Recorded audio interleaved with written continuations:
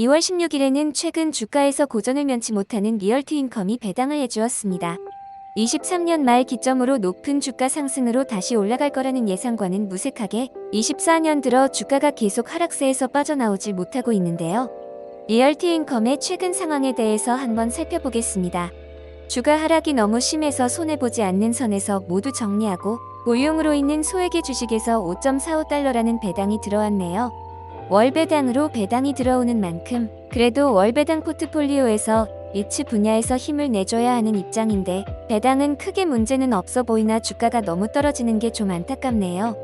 리얼티인컴은 23년 11월에 스피릿 리얼티 캐피탈을 합병하면서 발표 당일에만 주가가 마이너스 8% 하락하여 최저점을 찍고 이후 금리 인하 분위기 등 여러가지 이유로 반등하여 60달러까지 상승하였는데요.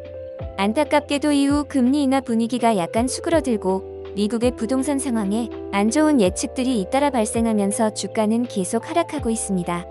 1년 전보다 무려 마이너스 20%, 배당을 포함하여도 현재 배당률인 5% 정도에 보완을 해서 마이너스 15% 정도 상황입니다. 현재 주가는 지금까지 상장 이후 전체 주가 상황으로 보면 하락세이긴 하나 이전에 있던 몇 번의 큰 하락기에 비하면 주가가 크게 낮은 편은 아닙니다. 당장 23년 금리 상승 및 채권금리 상승으로 인해 주가가 47달러까지 하락했었고 이전엔 팬데믹 시절 65달러에서 40달러로 곤두박질 친 것 외엔 계속 약간의 하락이 있었지만 계속 우상향하면서 상승 중인 것을 알 수 있습니다. 최근 주가 하락이 멈추고 일단은 계속 횡보하고 있기에 좀 더 지켜봐야겠으나 이 정도 상황에서 지지하지 않을까 생각됩니다. 리츠 주식으로 규모가 크고 역사가 오래된 배당주들인 프랄로기스, 아메리칸 타워와 비교해보면 약간 현재 상황이 심각하긴 하네요.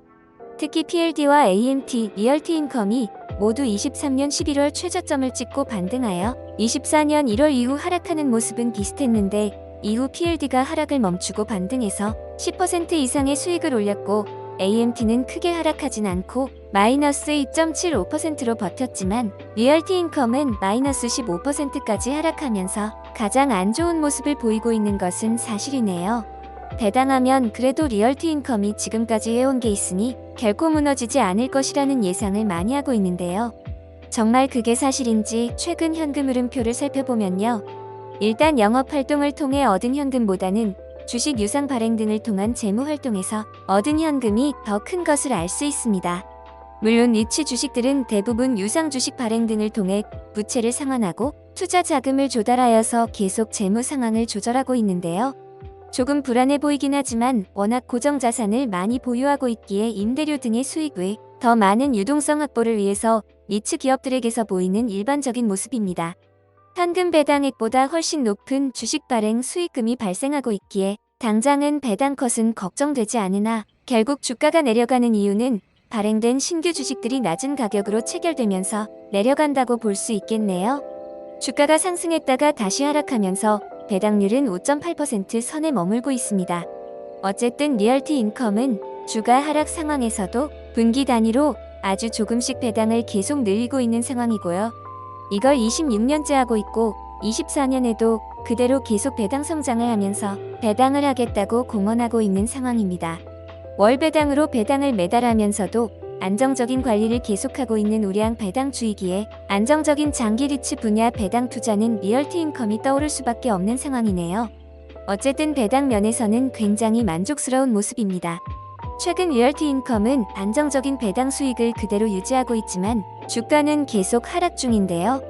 23년 11월 미래를 위한 포트폴리오 다각화를 위해 인수합병을 진행하였고 합병을 마무리하면서 배당 컷을 발표하거나 하지 않았습니다.